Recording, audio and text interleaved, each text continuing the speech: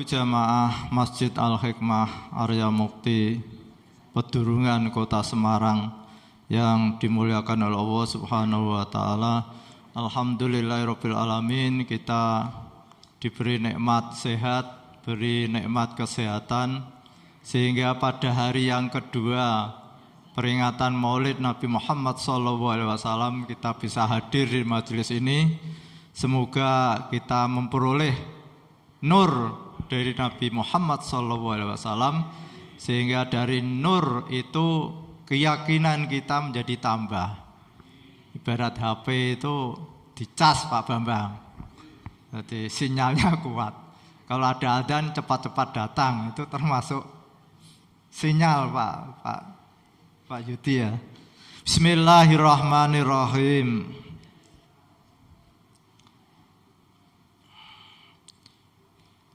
Wa'lam rosiro wus ngetingalake sapa Allah Subhanahu wa taala nalikane babare Gusti Rasulullah sallallahu alaihi wasallam saking batni umihi, saking buah garbane ibune yaitu Siti Aminah. Nglairake Allah Subhanahu wa taala ing sucine hakikate Gusti Rasulullah sallallahu alaihi wasallam ingkang khusus kelawan Gusti Rasulullah sallallahu alaihi wasallam kelawan sebab wujude pira-pira perkara kang nulayani adat, tegese ora kaya biasane, ingkang nuduhake ing atase sempurnane inayahe Allah Subhanahu wa taala.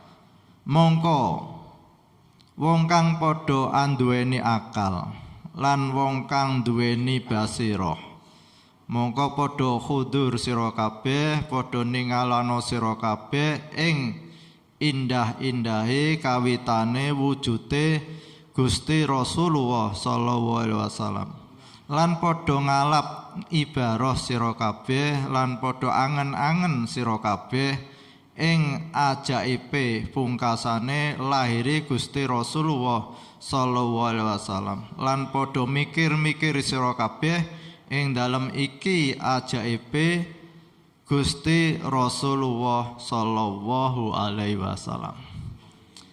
Bapak Ibu yang saya hormati, jadi malam hari ini kita dituntun oleh Mbah Soleh Darat agar kita mau mengangan-angan, memikirkan tentang peristiwa-peristiwa yang mengiringi lahirnya Rasulullah sallallahu alaihi wasallam.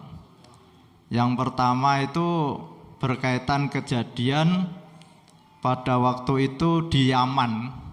Yaman itu ada satu kerajaan yang rajanya namanya Abrohah. Lalu orang-orang Yaman pada waktu itu kalau melakukan peribadatan itu tidak di Yaman tapi di Mekah. Lalu Raja Abraha, kenapa kok harus di Mekah? Wong di Yaman itu lebih maju daripada di Mekah. Akhirnya Raja Abraha itu bikin Ka'bah tapi tiruan Pak Bambang, bukan Ka'bah bukan. Jadi Abraha bikin Ka'bah, dan Ka'bah, bangunan Ka'bah tiruan Raja Abraha itu lebih bagus, temboknya lebih kuat, lalu hiasannya kalau sekarang itu kiswah itu lebih mewah karena lebih kaya di Yaman itu pada waktu itulah. Di Mekah itu pimpinan pada masa itu adalah Abdul Muthalib. Jadi pimpinan kaum Quraisy pada waktu itu Abdul Muthalib lah. Abdul Muthalib itu punya anak namanya Abdullah. Abdullah punya anak namanya Rasulullah sallallahu alaihi wasallam. Jadi kakek dari Nabi Muhammad itu pimpinan kaum Quraisy pada waktu itu. Ketika Raja Abraha itu benar-benar mewujudkan Pak Farid ya, keinginannya untuk bangun Ka'bah tiruan di Yaman, benar-benar dibangun begitu mewah, tapi orang-orang Yaman itu merasa wah ini Ka'bah apa bukan tinggalan leluhur, ora mandi nak nggo donga iki. Sehingga orang Yaman itu tetap datang ke Ka'bah di Mekah itu. Nah, Raja Abraha kan kecewa Pak Bambang, sudah digeweke apik-apik kok ya ora dienggo. Akhirnya Raja Abraha itu punya rasa marah dan berusaha ingin wah iki nak Ka'bah sing ning Mekah ora tak hancurke, ora bakal Ka'bahku ki payu.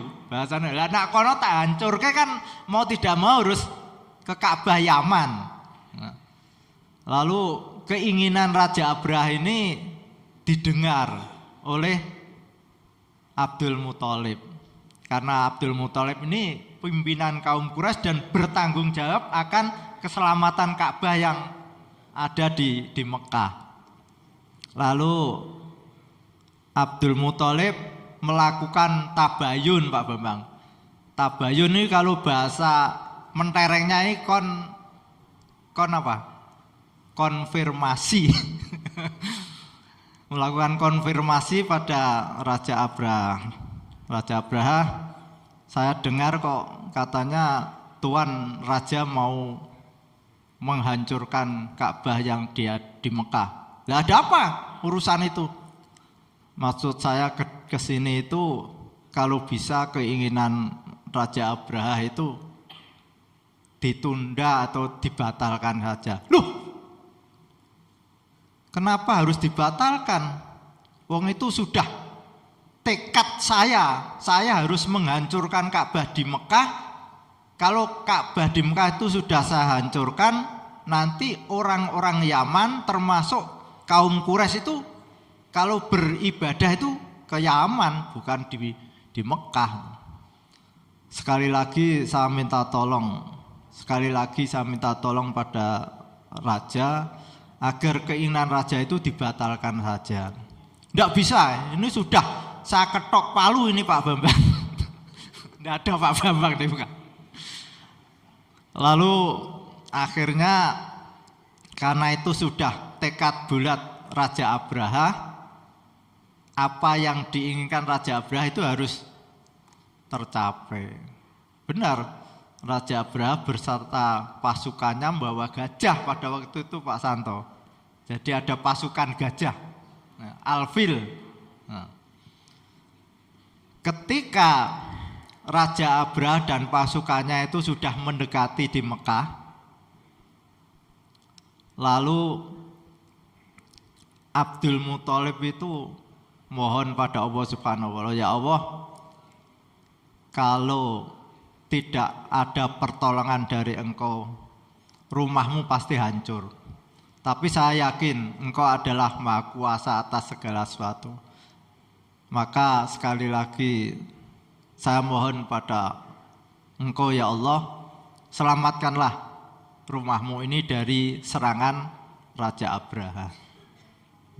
Abdul Muthalib mohon pada Allah Subhanahu wa ta'ala agar Ka'bah ini jangan sampai dihancurkan oleh Raja Abraha. Dari doa Abdul Muthalib maka Allah mengabulkan doa Simbah Abdul Muthalib. Akhirnya ketika pasukan gajah dan Raja Abraha mendekati Mekah, Allah menurunkan azab burung ababil, di mana setiap burung itu membawa batu yang dilemparkan pasti kena, termasuk Raja Abraha. Sehingga akhirnya ketika banyak korban yang meninggal, Raja Abraha menghendaki agar bubar. Rasido.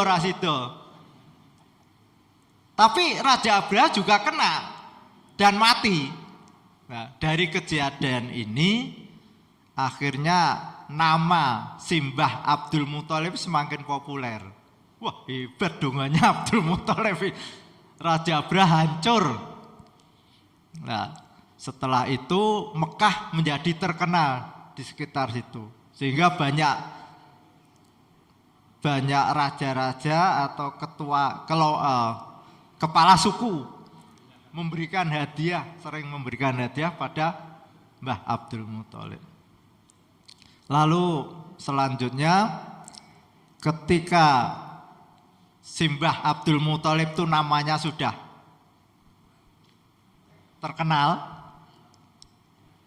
punya anak namanya Abdullah, sudah usia sekitar 25 tahun Pak Edi. Nah, karena sudah usia Abdullah ini, Sayyid Abdullah sudah usia 25 tahun, maka sudah saatnya untuk punya istri. Oleh Mbah Abdul Muthalib dicarikan istri tentunya dari orang-orang yang punya kedudukan tinggi, paling tidak sejajar dengan keluarga Abdul Muthalib. Pada waktu itu Abdul Muthalib ketua suku, katakanlah kepala suku Quraisy, sehingga mencari besan Pak ya yang sejajar. Nah, dipilihlah namanya Siti Aminah. Lalu Sayyid Abdullah punya istri namanya Sayyidatina atau Siti Aminah. Setelah Sayyid Abdullah punya istri Siti Aminah, lalu Siti Aminah hamil. Ketika Siti Aminah hamil, Sayyid Abdullah itu berdagang ke Syria, melakukan perdagangan ke Syria. Setelah sampai di Syria, lalu beristirahat di Madinah ke tempat pamannya. Di rumah pamannya Sayyid Abdullah sakit Pak Bambang, sehingga tidak bisa pulang ke Mekah bersama dengan teman-temannya. Sesampai di Mekah, teman-teman Sayyid Abdullah menyampaikan pada Mbah Abdul Muthalib bahwa Abdullah tidak bisa pulang ke Mekah karena sedang sakit di rumah pamannya di Madinah. Lalu Mbah Abdul Muthalib memerintahkan pada anaknya yang namanya Haris untuk menjemput Sayyid Abdullah agar dibawa pulang kalau sudah sehat. Ternyata Haris ini sampai di Madinah, Sayyid Abdullah itu sudah meninggal, sudah dikubur. Sehingga pada saat Siti Aminah hamil Nabi Muhammad SAW, Nabi Muhammad masih dalam kandungan, ayahnya sudah meninggal. Al-Fatihah. A'udzubillahi minasyaitonirrajim. Bismillahirrahmanirrahim. Alhamdulillahirabbil alamin arrahmanir rahim maliki yaumiddin. Iyyaka na'budu wa iyyaka nasta'in. Ihdinas siratal mustaqim. Siratal ladzina an'amta 'alaihim ghairil maghdubi 'alaihim waladdallin. Amin. Bismillahirrahmanirrahim. Subhanakallahumma wa bihamdika asyhadu an la ilaha illa anta astaghfiruka wa atubu ilaik. Wassalamualaikum warahmatullahi wabarakatuh.